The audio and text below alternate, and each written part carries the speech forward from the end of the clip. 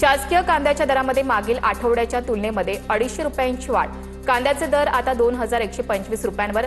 कांद्याचा खरेदी दर 3000 प्रति क्विंटल देण्याची आजही मागणी। लोहगड केतन अग्रवाल हत्या प्रकरणामध्ये मोठी अपडेट समोर।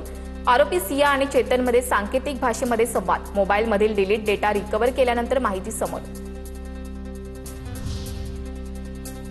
तपासासाठी नेत असताना सियाची 2 बोटं पोलिसांच्या कारच्या दरवाजामध्ये सापडली।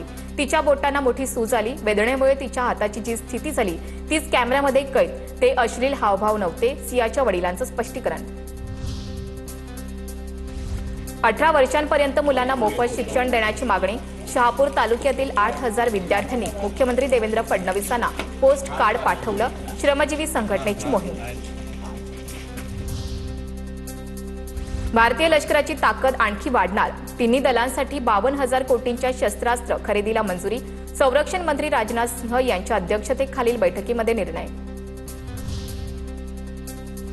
टीईटी पेपर फुटी प्रकरणी आग्र्यातून 3 जणांना अटक। आरोपींची संख्या 10 वर।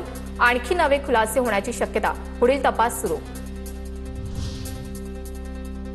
जालना नागपूर मुख्य महामार्गावरील आनंदगड घाटातून संत मुक्ताईंची पालखी जालना शहराकडे मार्गस्थ। शेकडो वारकऱ्यांना पायी घेऊन चाललेल्या पालखी सोहळ्याचं ड्रोन दृश्य। ज्ञानोबा तुकारामाचा जयघोष आणि टाळ मृदुंगाच्या गजरात मुक्ताईंची पालखी मार्गस्थ।